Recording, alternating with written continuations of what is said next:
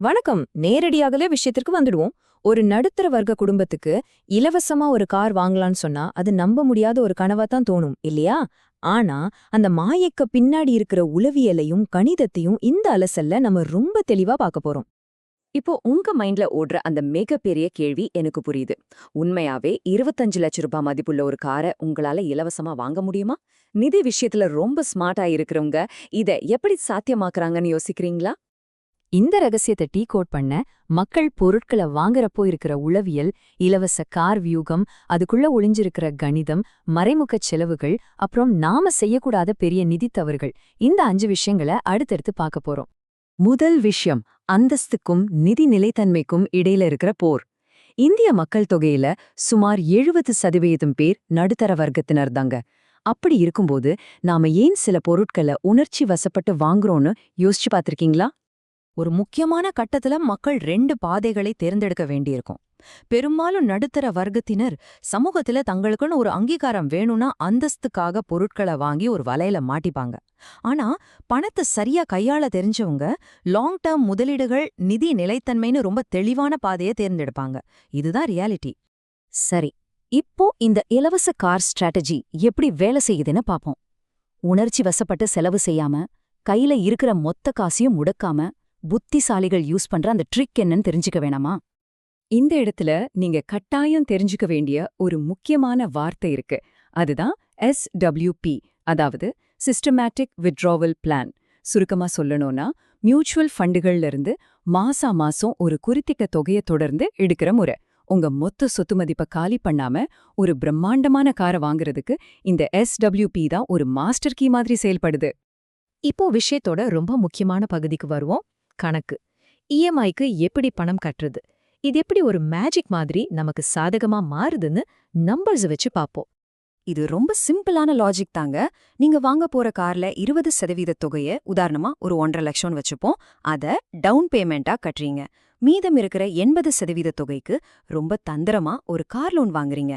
உங்ககிட்ட இருக்கிற மொத்த பணத்தையும் கார் மேல முடக்காம உங்க மூலதனத்தை பாதுகாக்கிற அருமையான செட்டப் இது. இந்த கணக்க கொஞ்சம் ஒத்து பாருங்க. ஒரு பக்கம் கார் கடனுக்கான வட்டி விகிதம் சுமார் 6.6% இருக்கும். அதே சமயம் உங்ககிட்ட இருக்கிற மொத்த காசையும் மியூச்சுவல் ஃபண்டுகள்ல முதலீடு செஞ்சா அதிலிருந்து சுமார் 13% வரைக்கும் லாபம் கிடைக்கும். இப்போ அந்த லாபத்திலிருந்து ஒரு 7% SWP மூலமா எடுத்து உங்க கார் லோன் இஎம்ஐயை ஈஸியா கட்டலாம். இதத்தான் ஃபைனான்ஸ்ல ஃபினான்ஷியல் ஆர்பிட்ராஜ் அப்படின்னு ரொம்ப ஸ்டைலா சொல்வாங்க. ஆனா ஒரு நிமிஷம் இருங்க. 5 அல்லது 7 வருஷத்துக்கு ஒரு காரை வச்சிருக்கிறதுங்கிறது வெறும் இஎம்ஐ கட்டுறது மட்டும் கிடையாது. அதுக்குள்ள கண்ணுக்கு தெரியாத சில பெரிய உண்மைகளும் ஒளிஞ்சிருக்கு. நீங்க காரை ஷோரூம்ல இருந்து ஜம்முன்னு வெளியில எடுத்த அடுத்த நிமிஷமே உங்க பர்ஸ தொடர்ந்து பதம் பாக்குற விஷயங்கள் இதெல்லாம் தான். பெட்ரோல் செலவு, சர்வீஸ், எக்ஸ்ட்ரா ஆக்சசரிஸ், மெயின்டெனன்ஸ், அப்புறம் இன்சூரன்ஸ். புது கார் வாங்குற உற்சாகத்துல இந்த தொடர் செலவுகளை நம்ம அடிக்கடி மறந்துடுறோம் இல்லையா? ஆனா இதெல்லாம் உங்க அக்கவுண்ட்ல இருந்து பணத்தை உறிஞ்சிக்கிட்டே இருக்கும். இதை விட ரொம்ப மோசமா பாதிக்கிற இன்னொரு விஷயமும் இருக்கு. அதுதான் தேய்மானம், அதாவது டிப்ரிஷியேஷன். ஒரு வாகனத்தோட மதிப்பை காலப்போக்குல சைலண்டா அழிக்கிற தவிர்க்க முடியாத சக்தி இது. அது மட்டும் இல்லாம நீங்க காரை சொந்தமா வாங்குறப்போ கிடைக்கக்கூடிய சில வரி விலக்குகளையும் விலக்க நேரிடும். இந்த கசப்பான உண்மையை நம்ம உணர்ந்துதான் ஆகணும். காரோட இந்த மறைமுக செலவுகளை சமாளிக்க எவ்வளோ ஸ்கில் தேவையோ அதே புத்திசாலித்தனத்தை பிசினஸ் பண்றவங்க தங்களோட வியாபாரத்திலையும் காட்டுறாங்க. உதாரணமா ஓடுவ மாதிரி ERP பிளாட்ஃபார்ம்ஸ் அவங்க பயன்படுத்துறாங்க. மாசத்துக்கு வெறும் 580 ரூபாயில தொடங்குற இந்த சிஸ்டம்ல இன்வாய்சிங், அக்கவுண்டிங், இன்வென்ட்ரின்னு 45க்கும் மேற்பட்ட ஆப்ஸ் இருக்கு. அவங்க பிசினஸ் எவ்வளோ ஆப்டிமைஸ்டா வச்சிருக்காங்க பாருங்க. தனிப்பட்ட வாழ்க்கையோ பிசினஸோ பணத்தை நிர்வகிக்கிற லாஜிக் ஒண்ணுதாங்க. சரி, இப்போ கடைசி பகுதிக்கு வந்துடும். பெரிய நிதி தவறுகளை எப்படி தவிர்க்கிறது? நம்ம கஷ்டப்பட்டு சம்பாரிச்ச பணத்தை முட்டாள்தனமா செலவு செய்யாம நம்ம சொத்து மதிப்பை பாதுகாக்க இந்த ஒழுக்கமான வியூகம் எப்படி உதவுதுன்னு இப்போ எல்லாத்தையும் ஒன்னா சேர்த்து பார்ப்போம். இந்த 3 ஸ்டெப்ஸை கரெக்டா ஃபாலோ பண்ணா ஒரு மேஜிக் மாதிரி தெரியிற விஷயம் எப்படி ஈஸியா நடக்குதுன்னு நீங்களே பாப்பீங்க. ஸ்டெப் 1, ஊருக்காகவோ சமூகத்துல ஒரு கெத்து காட்டவோ கார் வாங்குறத தவிர்த்துடுங்க. ஸ்டெப் 2, உங்க மூலதனத்துல 80% தொகைய முதலீட்லயே வச்சிருங்க. ஸ்டெப் 3, மார்க்கெட்ல இருந்து கிடைக்கிற 13 முதல் 14% லாபத்தை வச்சு உங்க 6.6% லோனை அடைக்க விடுங்க.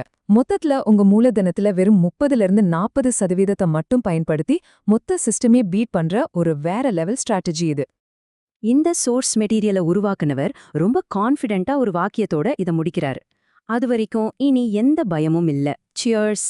ஆமாங்க, உங்ககிட்ட சரியான நிதி அறிவும் பக்காவான பிளானிங்கும் இருந்தா எந்த ஒரு பெரிய செலவை பார்த்தும் நீங்க பயப்படவே தேவையில்ல. இந்த அலசரை முடிக்கிறதுக்கு முன்னாடி உங்ககிட்ட ஒரு முக்கியமான கேள்வியை நான் விட்டுட்டு போக விரும்புறேன். நீங்க அடுத்ததா எடுக்க போற ஒரு பெரிய நிதி முடிவு வெறும் உணர்ச்சி வசப்பட்டு செய்ய போற ஒரு தவறா இருக்க போகுதா, அல்லது பக்காவா பிளான் செஞ்ச ஒரு கணித ரீதியான வெற்றியா இருக்க போகுதா? கொஞ்சம் நிதானமா யோசிச்சு பாருங்க.